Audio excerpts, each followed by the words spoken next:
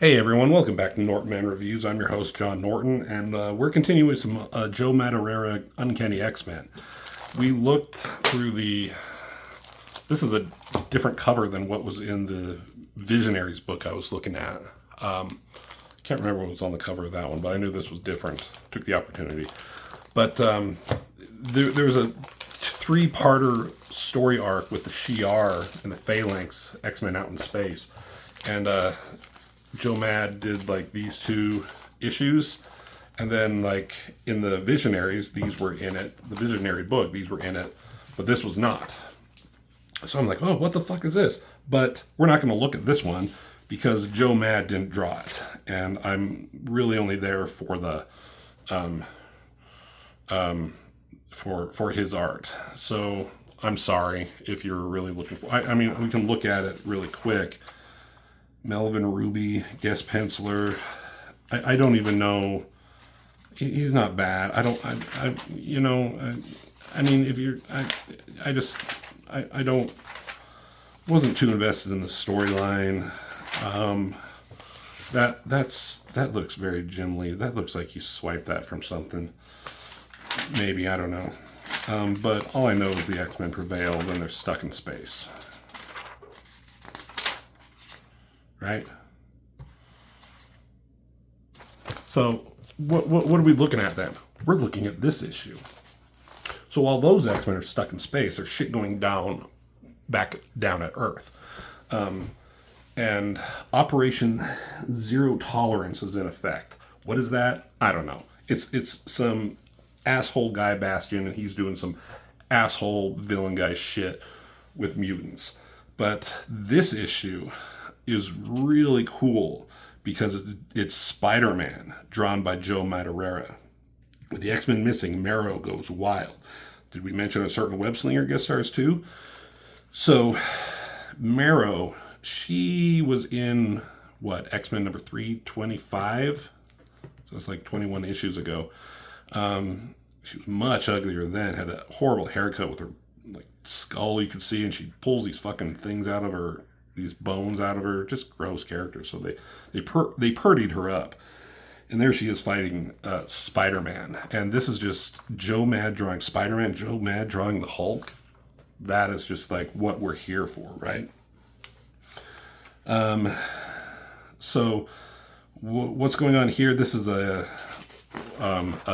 story, like a picture that J. Jonah Jameson is checking out from an old newspaper or something. But I like this Hulk versus Spider-Man. Like, this is just an opportunity for Joe Mad to draw like Hulk and Spider-Man in an X-Men comic book. So that's just, I mean, Joe Mad is coming to the end of his run on X-Men. 350 is his final issue, which we'll look at if I can fucking find it. I know I have it, but I can't find it, so I need to keep digging and looking. But so he only has a few issues left, and leading up to 350, I think he didn't draw like all the issues in between. I don't know. But then he's like on his way out to do Battle Chasers. This gives some recap stuff here. These fold-outs, these were kind of fun back in the day. So there have been some issues where Jameson was investigating Graydon Creed and Bastion and all the shit that they were doing to kind of the fight against mutants, the persecution of mutants that was going on.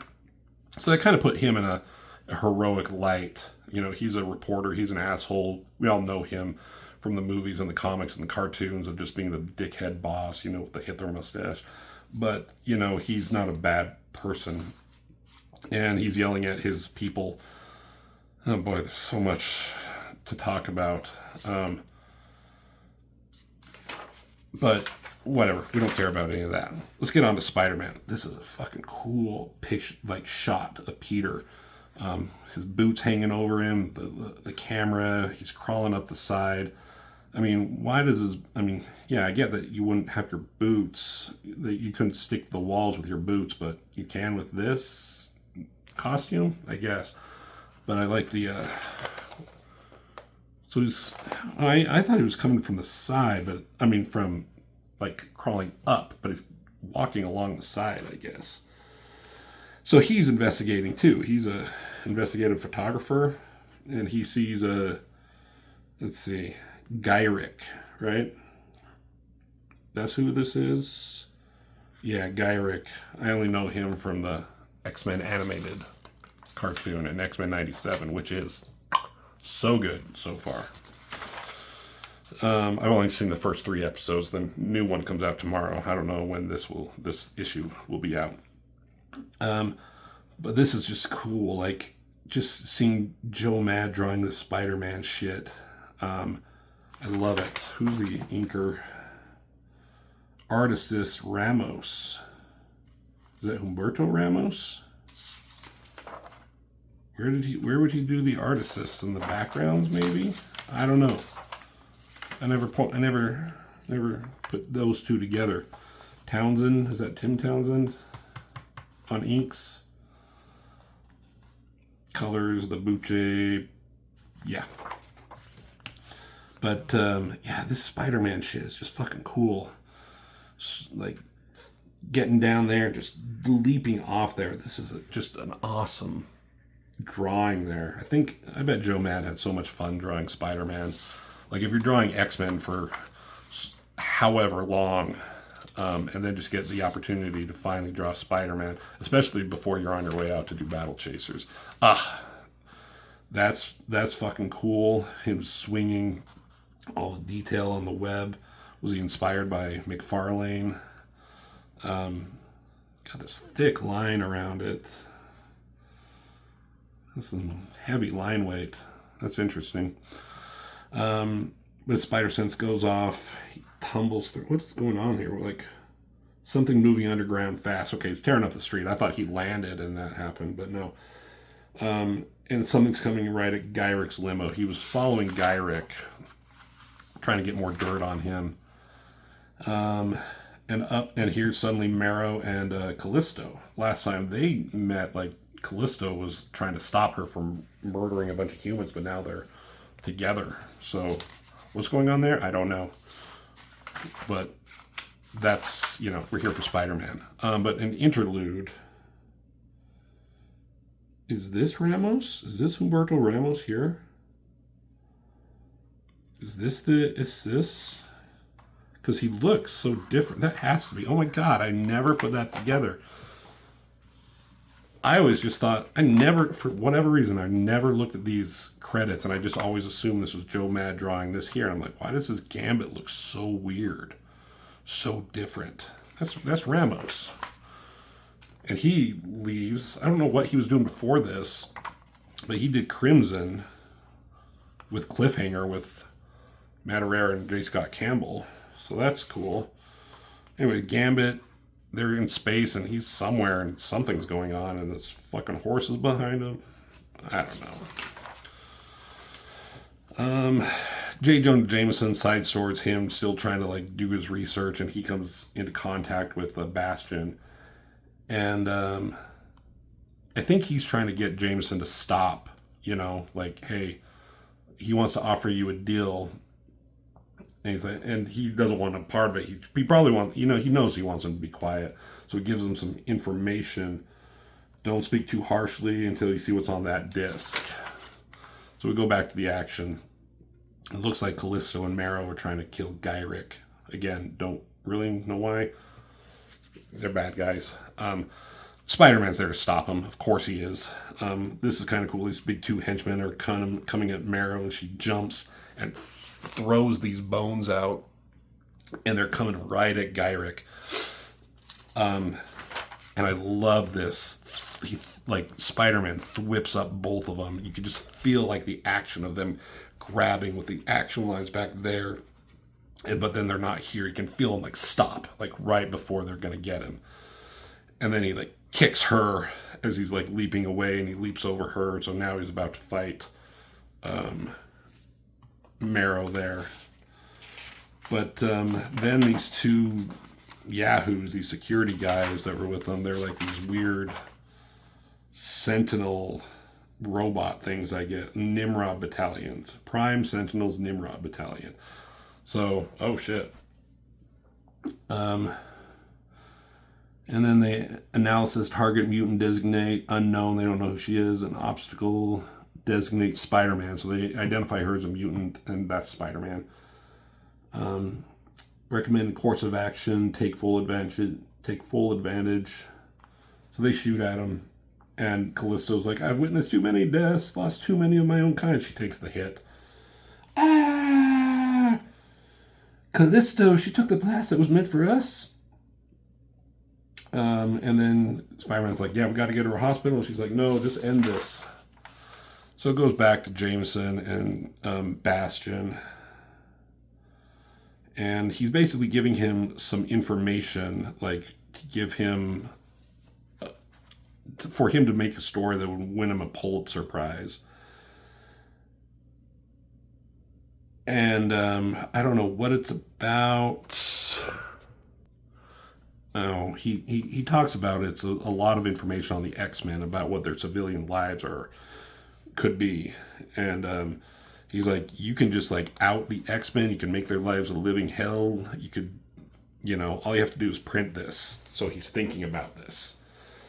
Does he do this dickhead move but make the story? He's a reporter, So going back to the action, these Nimrods, and they start shooting at him. Spider-Man starts whipping out this web, and it makes a shield here.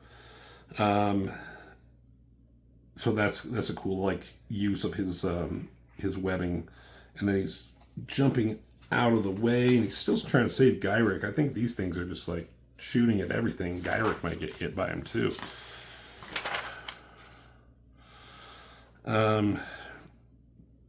So he's still dodging, diving out of the way, back to back with Marrow. Now they're on the same team fighting these things. And as they're about to blow them away, these things get shot. And it was Gyrick who did it. He's like, for all the good it'll do, several rounds of ammo will only keep them down long enough for me and my people to get some people down here. He says these Sentinels were as much or more a threat to public safety as the mutant they nearly terminated. So he understood that these things were just out of control, I guess. She's fucking pissed, calling her, mutant. So she's coming at him. She's going to still do the job. This is so stupid. They had to say this, right? She's coming and these other two officers are with them and they had helped shoot. And as she's jumping, this is what we get for spending all our shells on the Sentinels. Just basically telling us, the viewer, the reader, that they can't shoot her in the air. Was that necessary? Probably not. But Spider-Man's there. And he's like, I got one word for you, as he whips her foot. And he throws her into the wall. Calm down, lady. One word, that's 3 words. And he's just yelling at her. He's like, your friend is hurt, but she was hurt trying to save your life, so I'm not going to watch you throw it away. And she's like, whatever. I got a reason to kill you too. Those are some, I like that profile drawing of her right there. The anatomy of Spider-Man right there is cool. Joe Mad drawing Spider-Man is just fun. So, back with Jameson and Bastion, and he basically says he doesn't take the deal. He doesn't want to do the story. He's more interested in Bastion because he says hey, I tried to dig up some dirt on you. What I found was nothing, which I find fascinating. And he's like, my gut tells me that you are the story, not whatever you're trying to sell me. So he burns all the information, the disc.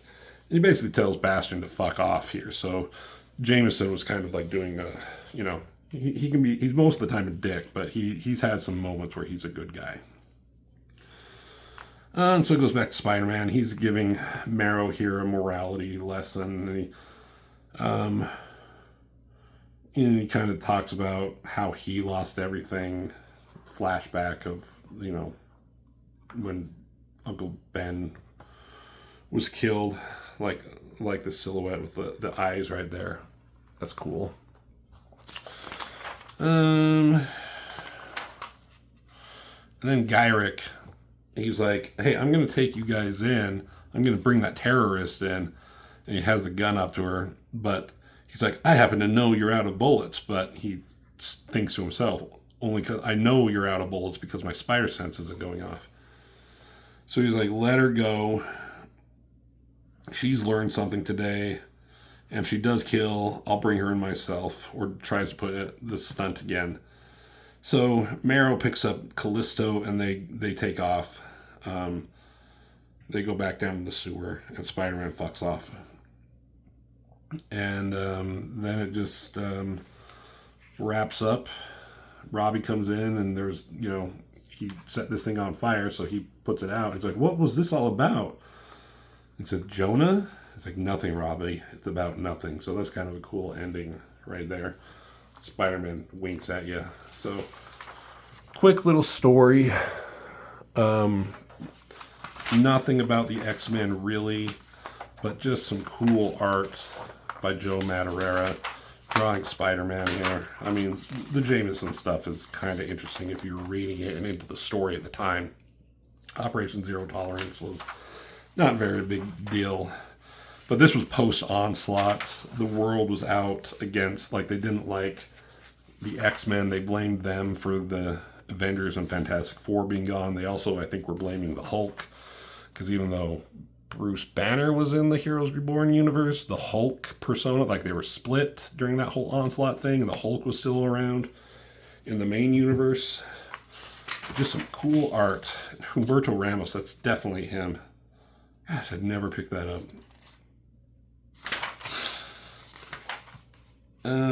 Yeah, I just want to look at some of this cool art that, where was it? That's cool. I love those things. Did I miss? Yeah, I did. I just want to look at that one scene again. Yeah, that right there. Gosh, I always love that. Anyways, so there you go. We're getting to the end of the Joe Mad run of X-Men, so there's probably a few more issues that we can look at some point, and when I get those, I will show them to you. So thanks for watching, and give that a like, because who doesn't like Spider-Man in an X-Men comic book? So hit that like button, y'all, and I'll see you in the next video. Thanks.